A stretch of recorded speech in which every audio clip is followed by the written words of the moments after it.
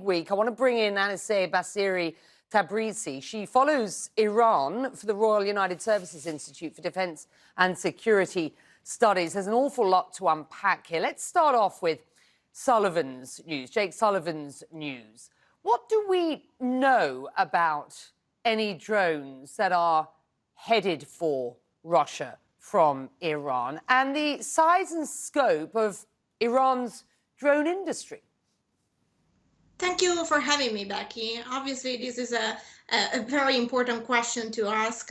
We at RUSI have had a study conducted looking at the capability of Iran and other Middle Eastern countries. And a few years back, we were talking about 100 armed drones in total between the Shahed 129 and the Mohajer 6. So when we are talking about the provision of hundreds of drones, even after a few years, there seems unlikely to happen. However, we cannot really dismiss the possibility that Iran is actually providing drones to Russia. I think it's more a question about what type of drones and how many, and also where these drones would be deployed, because Ukraine is not really an area of shared interest for Iran and Russia, whereas a territory such as Afghanistan might be more in line with what Iran might be willing to achieve in joint coordination with Russia. So I think there is still a lot to discover with this intelligence. Yeah, it's interesting, isn't it? Iran's drones have certainly been used by Houthi rebels in Yemen against Saudi Arabia again and again and again. And you've talked there about the question about capability at this point. What this will do is raise the stakes for Joe Biden's trip to the region, won't it? Yes, I think, the timing is interesting of this information. We know that the US, together with Israel, is trying to shape what many call a defense pact between Arab countries and Israel. And I think a lot of the focus of this defense pact is the capability that these countries could have when it comes to drones. So I think having this intelligence will be used by the US to argue in favor of shaping this defense pact. Whether they will succeed and whether there is interest in the GCC countries is another question. Yeah, and I want to ask you about that defence pact and what you make of it. We've heard it called the Middle East NATO, and this sort of regional security pact. And when you talk to sources from the different countries across the GCC +3, you get a slightly different response as to the ambition and enthusiasm for that. Before we do that, I just want to have our viewers and you listen to Pentagon Press Secretary John Kirby speaking to my colleague Brianna Keeler earlier today. Have a listen. I don't know that this necessarily has any effect on our efforts to try to get a nuclear deal with Iran. It certainly is going to affect our efforts to continue to support Ukraine. We're going to have to see exactly how the Russians move forward here with the Iranians on these UAVs and what they get, how many, and how they use them. So we'll be watching that closely.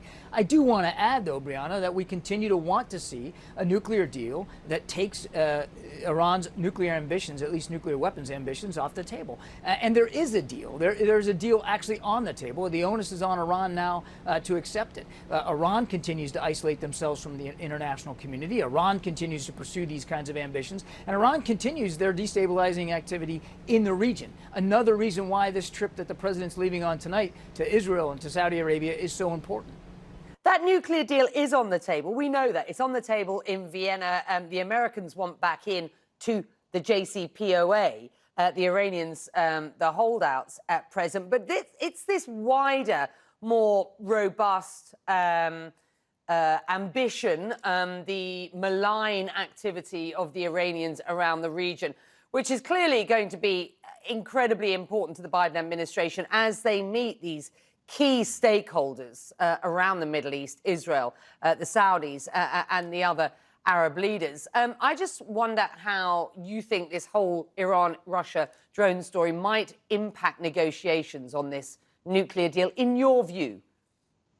Yeah, we know that Russia-Iran relations have not been idyllic over the past few months, and we know actually that has caused issues on the JCPOA front back in February, early March. So I think, obviously, if the intelligence that Jake Sullivan was sharing is true, there is a message there also from the Iranians and the Russians that that cooperation is somewhat worked out. And despite the challenges and the issues, the two countries are working together. And I think, as you mentioned, the trip of Putin next week is an example. And I think that, in a sense, would have positive implication on the JCPOA. But I think the sticking point is how the U.S. will deal with the Iranian request and how and if Iran will cave in to what are the U.S. requests. I think this is where the issue is, more than the Russia-Iran relation. Yeah, fascinating. Look, I've run out of time. We'll have you back and we will do more on this potential defence pact that we hear so much about around the Middle East at present. We'll explore whether we think that that is conceivable, realistic as we move through this week. It is front and centre for Biden on this trip to the region. We will be in Saudi Thursday and Friday to cover that trip here on Connect the World. Thank you for your time.